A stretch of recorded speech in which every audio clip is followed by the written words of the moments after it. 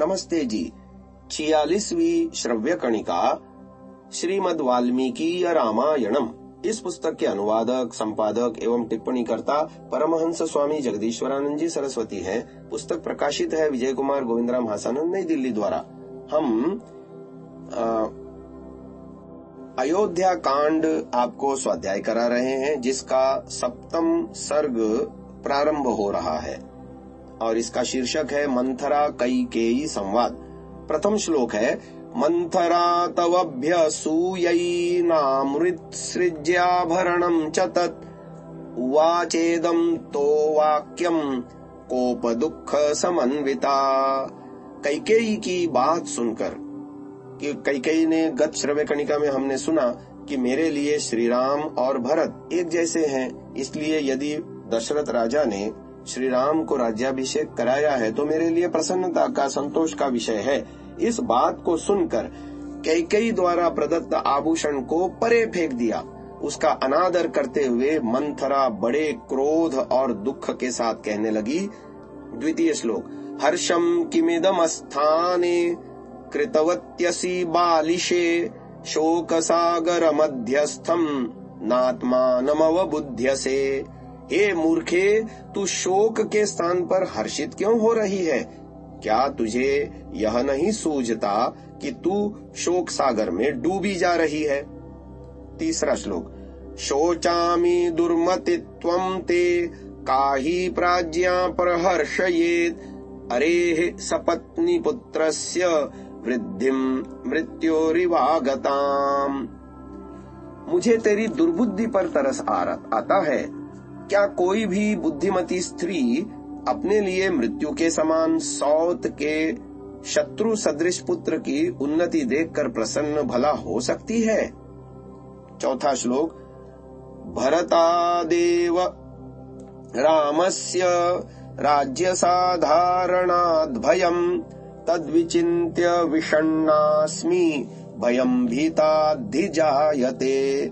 रामचंद्र के ही समान भरत का भी राज्य पर अधिकार है, इसलिए राम को भरत से भय है।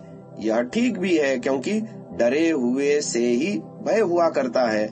यही सोचकर मैं दुखी हूँ, क्योंकि जब राम राजा होंगे तो भरत को मरवा डालेंगे। अब 5वां श्लोक है, विदुषः क्षत्र चारित्रे प्राज्ञस्य प्राप्तकारिणः भयात् प्रवेपे रामस्य चिंतयन्तीं तवात्मजम्।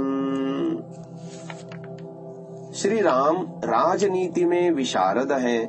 वे परम चतुर और समयानुसार तुरंत कार्य करने वाले हैं। अतः भरत को रामचंद्र से भय उपस्थित देखकर मैं भय से कांप रही हूँ।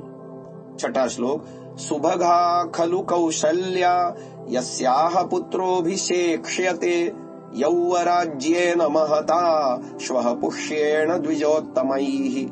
निश्चय ही इस समय तो कौशल्या सौभाग्यवती है, जिसके पुत्र श्री राम का कल प्रातः काल पुष्य नक्षत्र में ब्राह्मणों द्वारा राज्याभिषेक होगा।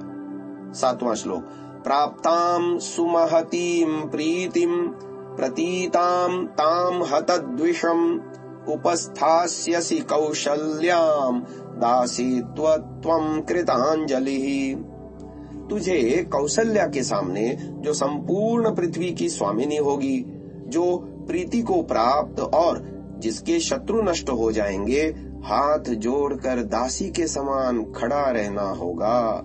8वां श्लोक, एवं चेत्त्वं सहास्माभिस्तस्याः प्रेष्या भविष्यसि पुत्रश्च तव रामस्य प्रेष्य भावं गमिष्यति।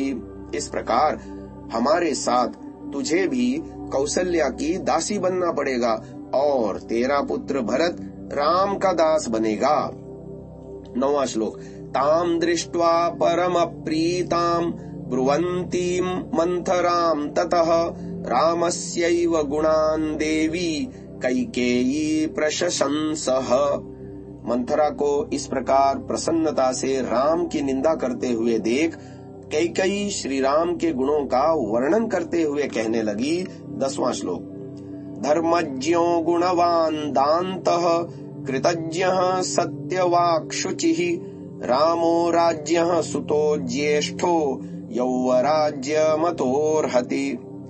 श्री राम धर्मज्ञ, गुणवान, जितेंद्रिय, कृतज्ञ, सत्यवादी, पवित्र और महाराज के ज्येष्ठ पुत्र हैं, अतएव वे ही सब प्रकार से राज्य पाने के योग्य हैं। 11वां श्लोक। यथा मे भरतो मान्यस्तथा भूयोऽपि राघवः कौसल्यातोऽतिरिक्तं च सोऽनुशुश्रुते हि माम्। मुझे जैसा भरत प्रिय है वैसा ही तथा उससे भी अधिक राम प्रिय हैं, क्योंकि राम कौशल्या से भी अधिक मेरी सेवा करते हैं।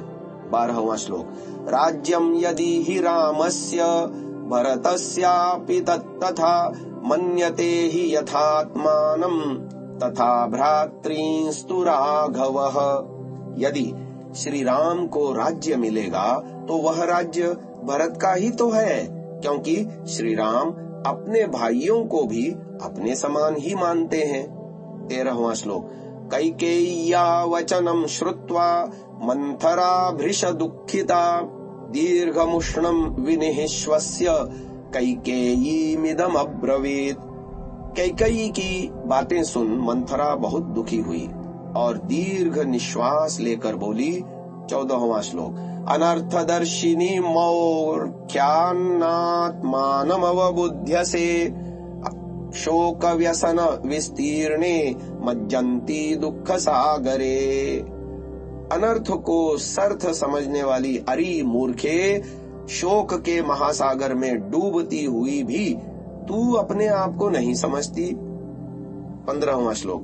भविता राघवो राजा राघवस्यानुयः सुतः राजवंशात्तु भरतः कैकेयी परिहास्यते। जब श्री राम राजा बनेंगे तो उनके पश्चात उनका पुत्र राजा होगा। इस प्रकार भरत तो राज्य से भ्रष्ट ही हो जाएगा ना। 16वां श्लोक। ध्रुवं तु भरतं रामः प्राप्य राज्यम् अकंटकम् देशांतरम वा नयिता लोकांतरमथापि वा। मैं निश्चय पूर्वक कहती हूँ कि राम अकंटक राज्य पाकर भरत को या तो देश निकाला दे देगा अथवा उसे जान से मरवा डालेगा। 17वां श्लोक। गोप्ता हि रामं सौमित्रिर्लक्ष्मणं चापि राघवः अश्विनोरिव सौभ्रात्रं तयोर्लोकेषु विश्रुतम्। लक्ष्मण जी राम की रक्षा करेंगे और राम लक्ष्मण की, इन दोनों का भ्रातृत्व अश्विनी कुमारों की भांति प्रसिद्ध है। 18वां श्लोक।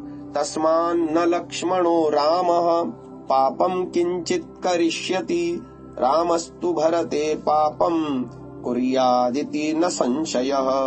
अतएव श्री राम लक्ष्मण का कुछ भी अनिष्ट नहीं करेंगे, परंतु भरत का अनिष्ट करने में वे कभी नहीं चूकेंगे, इसमें कुछ भी संदेह नहीं है। 19वां श्लोक। तस्माद् राजगृहाद् देवी वनं गच्छतु ते सुतः एतद्धीरोचते मह्यं वृषं चापि हितं तव। इसलिए मेरी समझ में तो इसी में तुम्हारी भलाई है कि भरत जी ननिहाल से ही भागकर वन में चले जाएं, क्योंकि मारे जाने की अपेक्षा वन में रहना उत्तम है। यदि जीते रहे तो कभी अच्छे दिन भी आएंगे ही। 20वां अंतिम श्लोक है 7वें सर्ग का। दर्पान् निराकृता पूर्वं त्वया सौभाग्यवत्तया राम माता सपत्नी ते कथम वैरम न यायेत। तूने अपने सौभाग्य के मद में भरकर कौशल्या के साथ जो दुर्व्यवहार किया है, क्या कौशल्या तुझसे उसका बदला नहीं लेगी? यहाँ पर पाद टिप्पणी लेखक महोदय दे रहे हैं कि कैकेयी और मंथरा संवाद का जो चित्रण मैथिली शरण गुप्त ने किया है वह भी अतीव मनोहारी है। हम उसे यहाँ उद्धृत करने का लोभ संवरण नहीं कर सकते। लीजिए पढ़िए। मंथरा बोली निसंकोच, आपको भी तो है कुछ सोच। हंसी रानी सुनकर यह बात, उठी अनुपम आभा अवदात। सोच है मुझको निसंदेह। भरत जो है मामा के गेह, सफल करके निज निर्मल दृष्टि, देख वह सका न यह सुख सृष्टि। ठोक कर अपना क्रूर कपाल, जता कर यही कि फूटा भाल। किंकरी ने तब कहा तुरंत, हो गया भोलेपन का अंत। सरलता भी ऐसी है व्यर्थ, समझ जो सके न अर्थानर्थ। भरत को करके राज्य घर से त्याज्य, राम को देते हैं नृप राज्य। भरत से सुत पर भी संदेह, बुलाया तक न उन्हें जो गेह। कहा कैकेयी ने सक्रोध, दूर हो जा अभी निर्बोध। सामने से हट अधिक न बोल, द्विजी हुए रस में विष मत घोल। किया दासी ने उसे प्रणाम, और वह चली गई अविराम। गई दासी पर उसकी बात दे गई मानो कुछ आघात। भरत से सुत पर भी संदेह, बुलाया तक न उन्हें जो गेह। पवन भी मानो उसी प्रकार, शून्य में करने लगा पुकार। भरत से सुत पर भी संदेह, बुलाया तक न उन्हें जो गेह। गूंजते थे रानी के कान, तीर सी लगती थी वह तान। भरत से सुत पर भी संदेह, बुलाया तक न उन्हें जो गेह। मूर्ति सी बनी हुई उस ठौर, खड़ी रह सकी न अब वह और। गई शयनालय में तत्काल, गंभीरा सरिता सी थी चाल। यहाँ पर 7वां सर्ग समाप्त हो रहा है। 8वां सर्ग आगे की श्रव्य कणिका में सुनिएगा। ओ